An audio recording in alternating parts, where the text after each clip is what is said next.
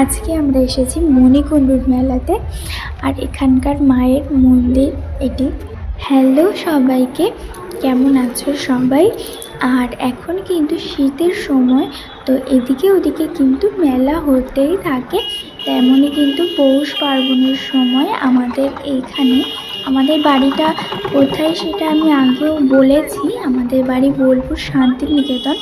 আর বোলপুরের মধ্যে একটি ছোট্ট গ্রাম মুলুক, সেই মুলুকের পাশেই একটি আদিবাসী পাড়া রয়েছে, সেই জায়গাটার নাম মণিকুণ্ডু। তো আমরা সেই মণিকুণ্ডুর মেলাতেই যাচ্ছি। আর এই মেলাটার নাম মণিকুণ্ডু কেন, তার একটা বিশেষ কারণ রয়েছে। কারণটি হলো, এখানে একটি পুকুর রয়েছে, যেখানে মেলাটা হচ্ছে সেখানে একটা পুকুর রয়েছে, সেই পুকুরটার নাম মণিকুণ্ডু। আর ওই পুকুরটারও একটা বিশেষ কারণ রয়েছে, এই নামটা হওয়ারও একটা কারণ রয়েছে। কেননা এখানে মণিতলা বলে একটা জায়গা ছিল, সেখানে একজন ঋষি অনেক দিন আগের কথা, একজন ঋষি ওখানে মণিপুরে ধ্যান করতেন।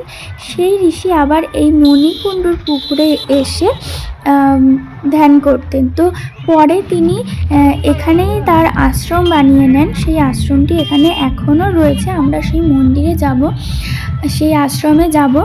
তো সেইখানে এই পৌষ সংক্রান্তির দিন একদিনের জন্য এই মেলাটা এখানে হয়।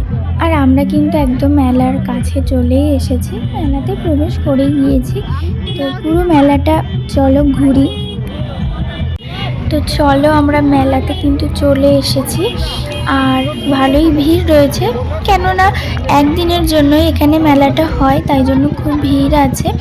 আর খুব প্রচুর ধুলোও রয়েছে। তো আমরা মেলাটা তো ঘুরবো, তার আগে এখানে যে মুনি ছিলেন, তিনি যে আশ্রম বানিয়েছিলেন, সেই আশ্রমে আমরা আগে ঘুরে আসবো।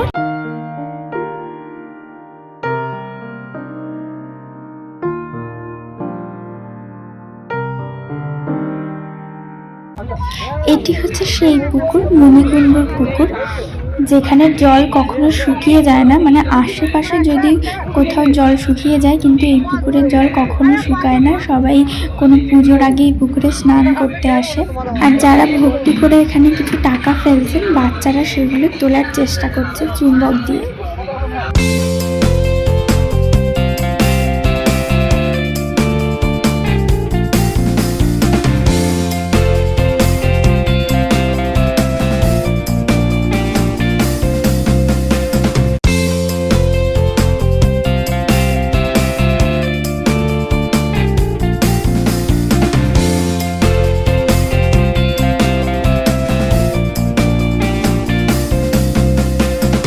আমাদের কিন্তু মেলাটা পুরোপুরি ঘোরা হয়ে গিয়েছে, আশ্রমটাও দেখেছি আর ওই মণিকুণ্ডুর পুকুরটাও দেখেছি। বাচ্চাটা এখানে কি সুন্দর খেলা করছে, ছোটবেলার কথাগুলো মনে পড়ে যায়। আর তারপরেই আমরা বাড়ি যাওয়ার পথে একটি ছবির দোকানে হনুমানজির ছবি খুঁজছি, তো পেয়েও গিয়েছি। আর এই সুন্দর ছবিটাই নিলাম। তো আজকের ছোট্ট ব্লগটা কিন্তু এইটুকুই। আর এখানে বাড়ি যাওয়ার পথে আদিবাসীদের এই সুন্দর নাচটা দিয়ে কিন্তু আমি আজকে আমার ছোট্ট ব্লগটা শেষ করছি। তো চলো, টাটা।